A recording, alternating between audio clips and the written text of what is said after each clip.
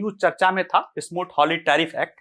Pre के लिए ही है, इसको ज्यादा मेंस में समझाएंगे नहीं।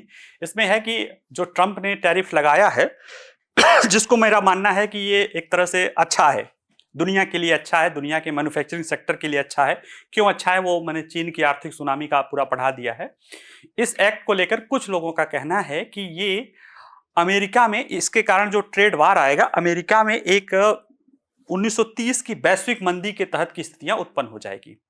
1930 में की स्थिति जो है 1929 की जो वैश्विक मंदी थी, उसके पीछे का कारण माना जाता है कि खासतौर से जो अमेरिका में था कि अमेरिका के द्वारा, खासतौर से कृषि क्षेत्र के द्वारा बड़े पैमाने पे उत्पादन किया गया था। जब विश्व युद्ध चल रहा था तो उसमें काफी प्रथम विश्व युद्ध चल रहा था तो काफी चीजें गई वहां से, खूब उत्पादन किया। लेकिन जब बाद में देशों द्वारा जो है, जब युद्ध बंद हो गया तो अपने अपने देशों द्वारा खपत कम हो गई।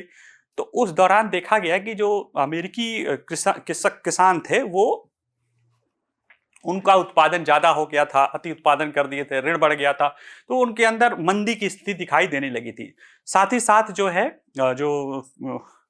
जो और भी शेयर मार्केट या अन्य उद्योग धंधे थे वो भी अति उत्पादन का शिकार होकर जो है कहीं ना कहीं मंदी के दौर में चले गए थे। तो इस चीज को बचाने को रख के, दुनिया के मंदी से अपने को बचाने को लेकर जो है अमेरिका में की कांग्रेस ने, उसमें कांग्रेस में जान ही रहे हैं सीनेट है और रिप्रेजेंटेटिव है, उनमें दो सीनेटरों ने मिलकर एक कानून लाया था, स्मूथ हॉली, यही दो नाम थे।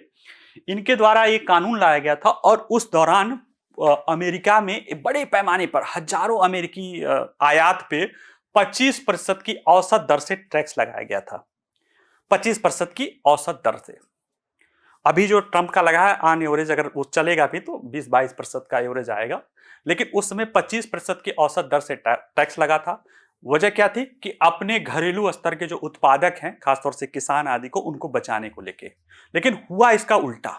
लगता था कि इसके जरिए मंदी सॉल्व हो जाएगी, लेकिन हुआ उसका उल्टा, क्योंकि यूरोप के देश भी इसका जवाबी प्रतिक्रिया शुरू कर दिए। उन लोगों ने भी भयंकर टैक्स लगाना शुरू किया और एक देखा जाए कि वैश्विक स्तर पर एक व्यापार युद्ध शुरू हुआ, जिसके कारण वैश्विक व्यापार में 66% की गिरावट आई थी। और जो मतलब ये माना गया था कि इससे कहीं ना कहीं अमेरिका को फायदा होगा। अमेरिका जो निर्यात होता था वह भी 2/3 से ज्यादा घट गया, यूरोप का जो अमेरिका में आता था वो भी घट गया, और अंततः कहीं ना कहीं इसने वैश्विक मंदी को और ज्यादा कठिन कर दिया। इसी झटके को देखते हुए जब राष्ट्रपति रूजवेल्ट आए 1934 में, तब उन्होंने एक पारस्परिक व्यापार समझौते अधिनियम पर हस्ताक्षर किया था और उसके तहत जो टैरिफ लगाने का, दूसरे देशों पर आयात शुल्क लगाने की पावर जो है सीनेट से, यानी जो कांग्रेस से लेकर, यानी विधायिका से लेकर राष्ट्रपति के पास आ गई, और उसी पावर का इस्तेमाल करके ट्रंप ने टैरिफ लगा दिया है। ठीक है, तो ये है कि इसको थोड़ा सा देख लीजिएगा। प्री का मुद्दा है, मेंस में बहुत अगर आएगा तो हो सकता है वर्ल्ड हिस्ट्री में आए। ठीक है, कई बार क्या होता है छोटी छोटी चीजें जो है चर्चा में रहती हैं तो आ जाता है।